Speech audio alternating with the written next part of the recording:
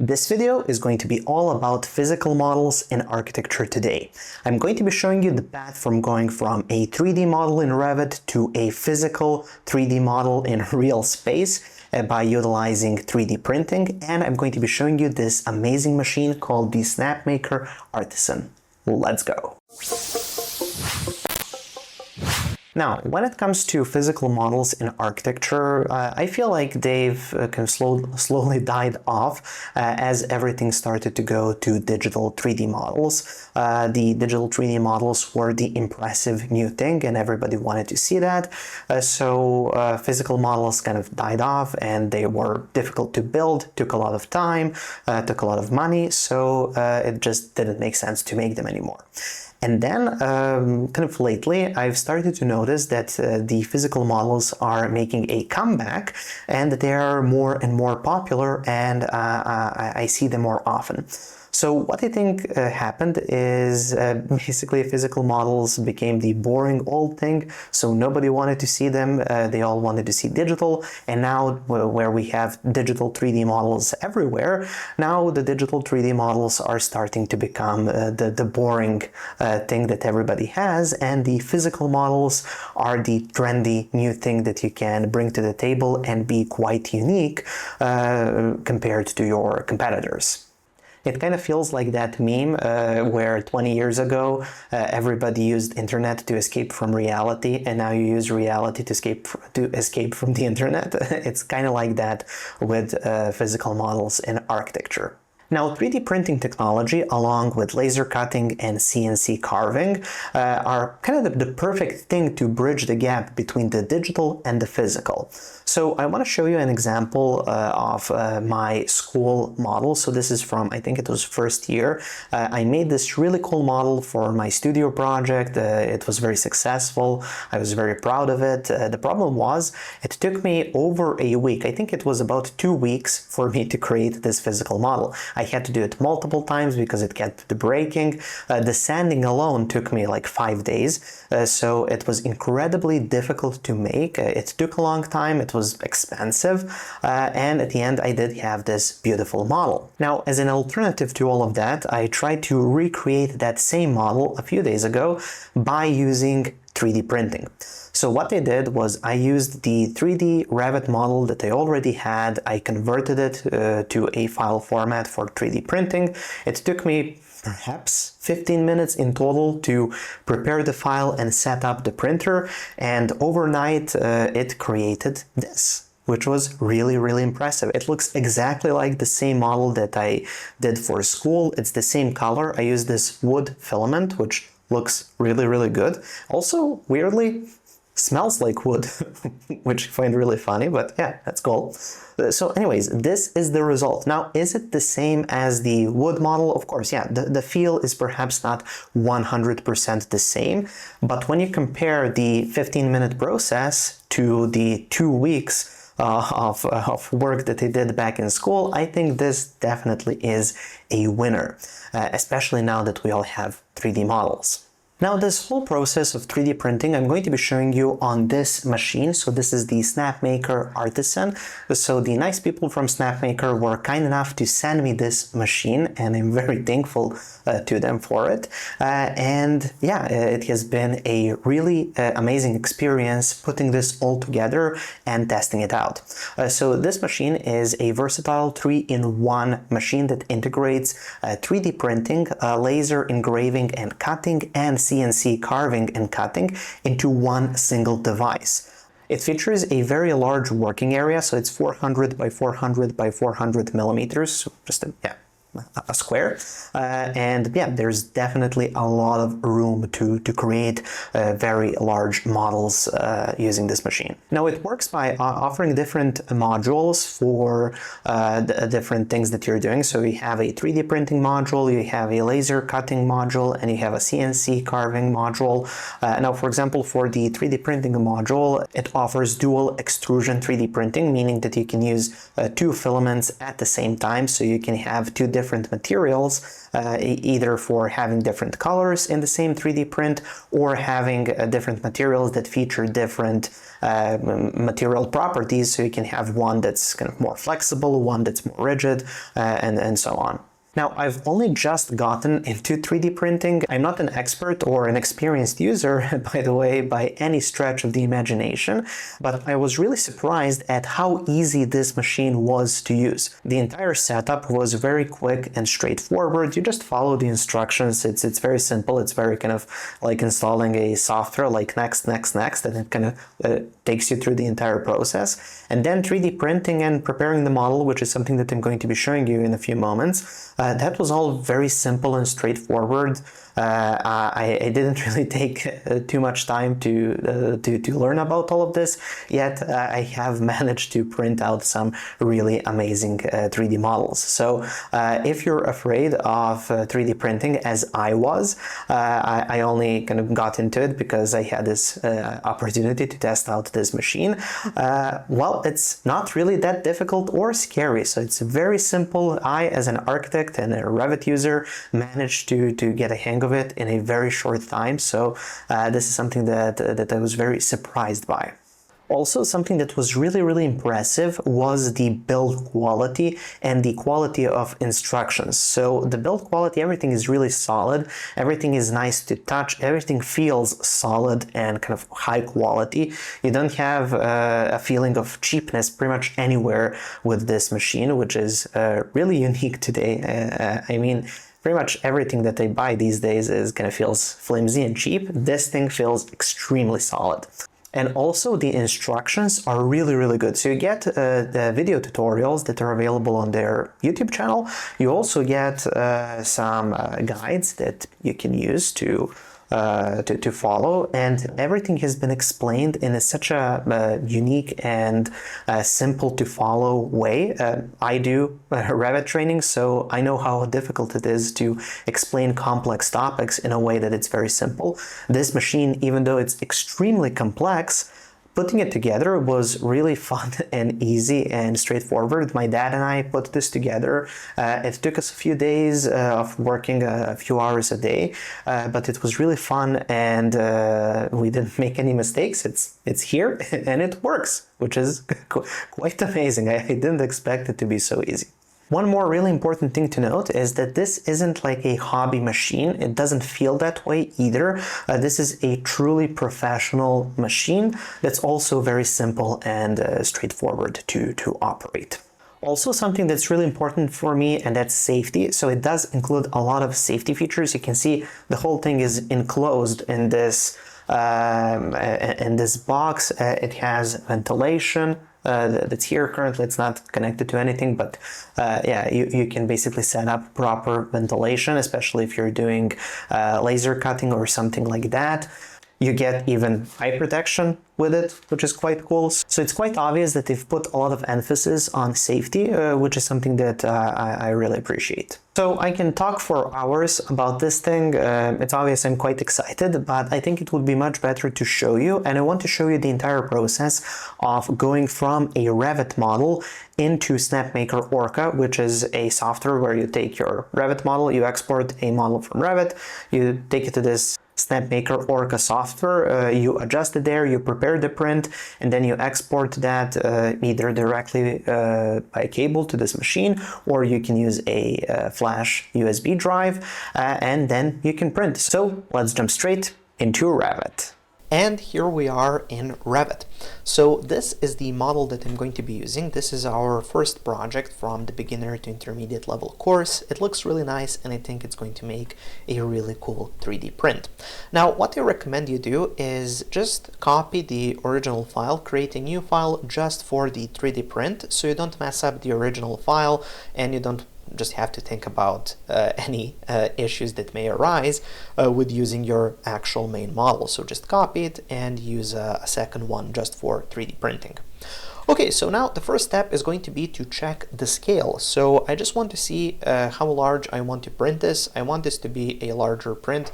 I tried one out here, if you can see this really small one, orange one.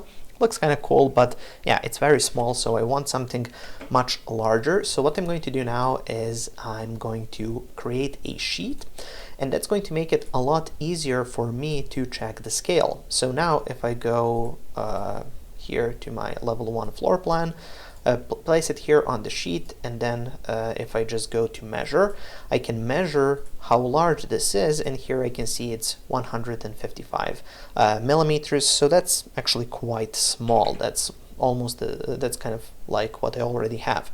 So I want this to be double, so what I'll do is I'm just going to open up the level 1 floor plan, go here to scale and change it to 1 to 50. Hit apply. There we go. Go back to the sheet and move it and re-measure it. So now I'm just going to measure from here to here. Okay, that's 300 millimeters, a little bit more. I think that's going to make a large, nice model. Okay, moving forward, we do have to make some changes to the model. Obviously, anything glass we don't want to keep, because I just want to have openings, just basic openings, not doors and glass and so on.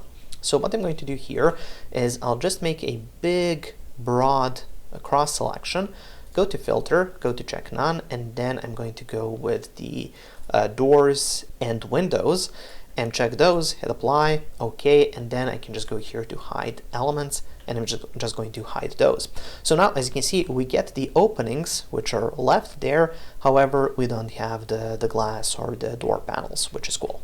Moving forward, we want to get rid of the curtain walls, so I'm just going to hold the control key, select all curtain walls. Luckily we don't have that many, so just like this, and then hide those elements in view 2.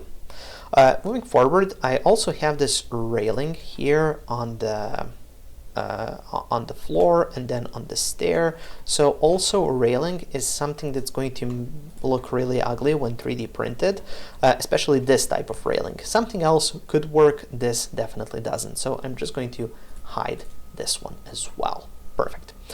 Moving forward, this bed, I don't want it, I don't need it, I'm just going to delete it, so I don't really care about it.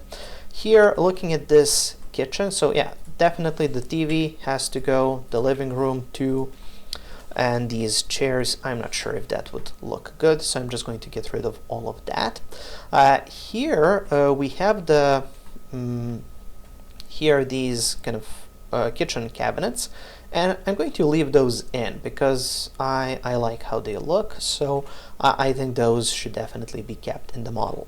Also, something that I'm going to do with this stair, just because this type of stair might not look that good when 3D printed, I'm going to try to make this a monolithic stair, and it's going to look like that. Oops, we need an additional step there, so let's go to level 2. Okay, here, and then I think if we add one more, let's see in the 3D view what that would look like. Okay, so now it's actually going into that floor. That looks good, and then perhaps we can just join that just to make sure to have a clean join, just like that. Okay, so we have converted this into monolithic stair, which is something that's going to look a lot better when 3D printed than that assembled stair.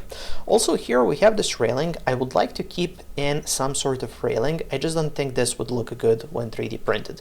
So what I'm going to do for this is I'm going to open up level 1, or sorry, level 2, and then here let's just place in a simple wall. So let's go with a wall. This is the smallest one I have, so I'm just going to go into edit type, duplicate, and then make it perhaps 100 millimeter, and yeah, okay, just like this. Apply, okay, and then it's going to start off from level 2, go unconnected, and let's make it 1 meter tall, and I'm just going to offset it a little bit to the inside so it doesn't, so it kind of looks like railing, exactly like this. So there we go. Okay, and I'm just going to double check here on my sheet. So here on the sheet, if I get rid of this one and place level 2, also I need to make level 2 1 to 50 scale so I can check the dimensions properly. So here, if I just now check this dimension, okay, that's going to be 2 millimeters. That will not be an issue for the 3D printer. I think we can go even smaller, but I'm just going to keep it with with this. Okay, perfect. So we have all of that already set up. I want to do one final check before I export this, and that's for the floors. So what I'll do is I'm just going to create a section here. So just a simple section through this house, just like that. And then let's make the section 1 to 50. Okay, it's already is.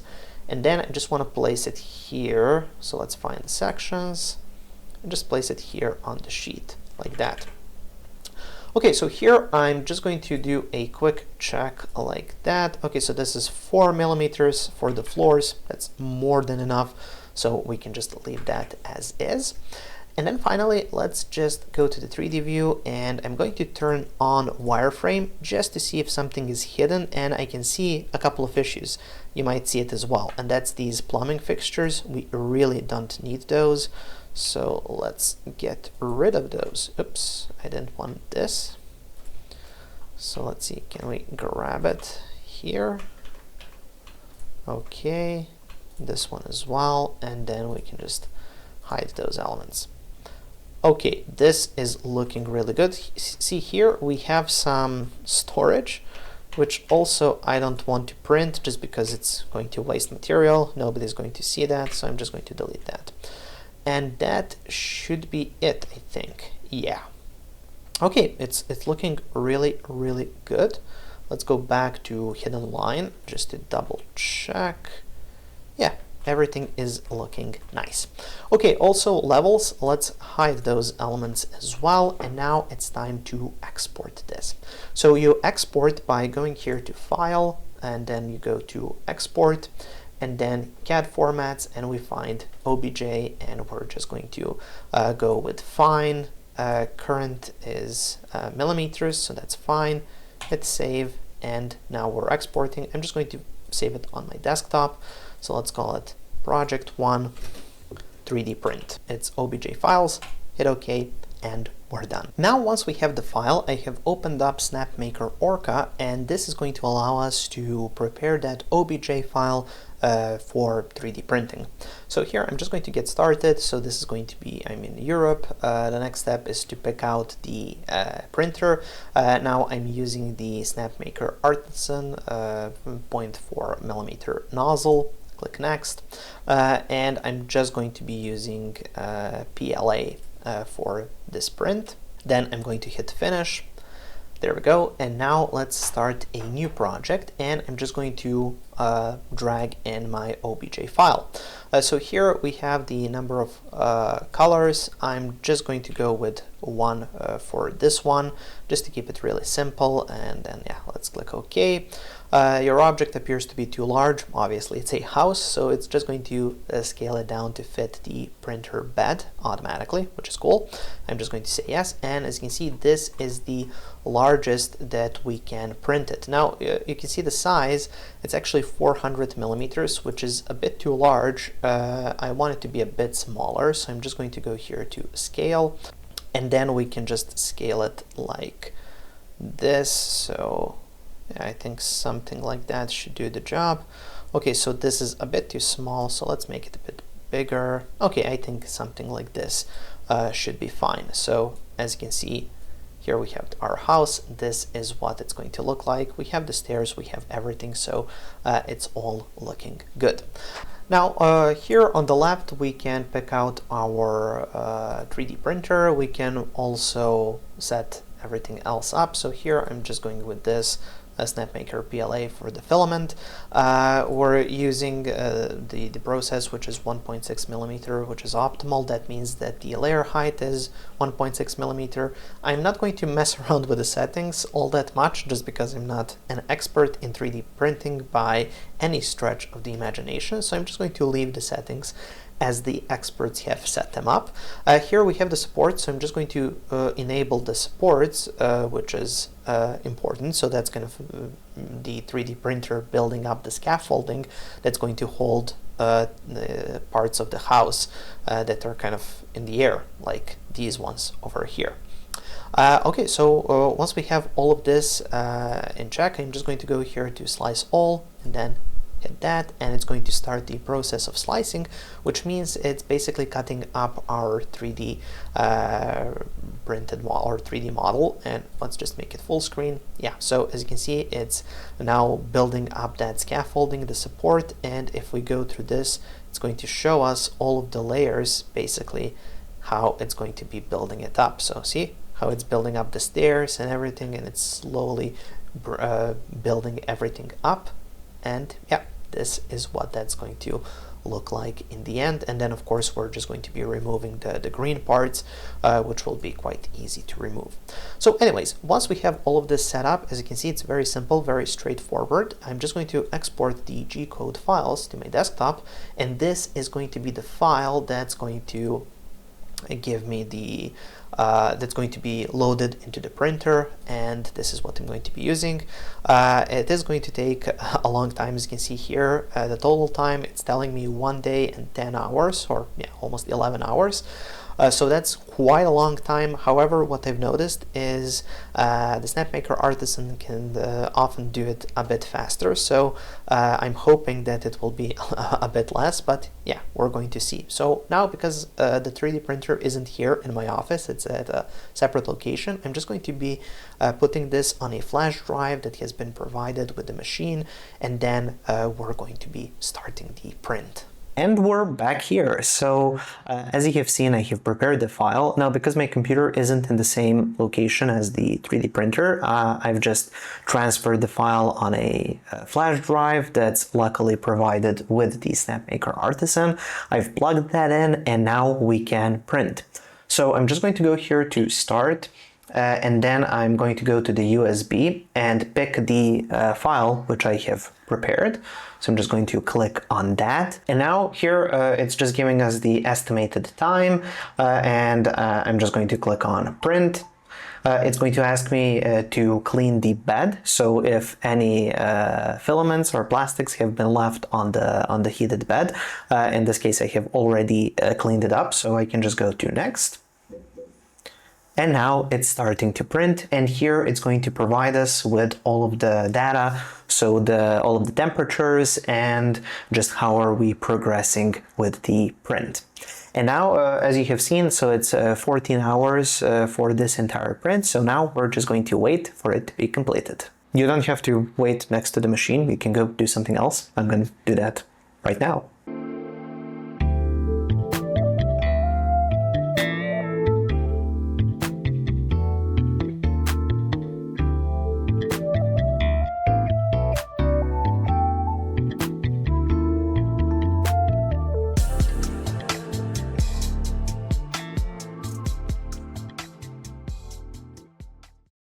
And I'm back in the office. So the print has been successful, it's done. This is what the house looks like. I'm really excited about this. It looks so cool. Yeah, so you can see it. Yeah. So it's the project 1 from our beginner course, and yeah, it turned out amazing. So yeah, this was really fun, a really cool experience. Please check out Snapmaker Artisan. The link will be down in the description of this video and also up in the cards above, so check it out there. And please tell me in the comment section below, would you like to see more videos about 3D printing, or perhaps I should explore laser engraving and the CNC milling functionality that this amazing machine has. So if you'd like to see that, please tell me in the comment section below, and I will look into that. Thank you for watching, and I'll see you next week.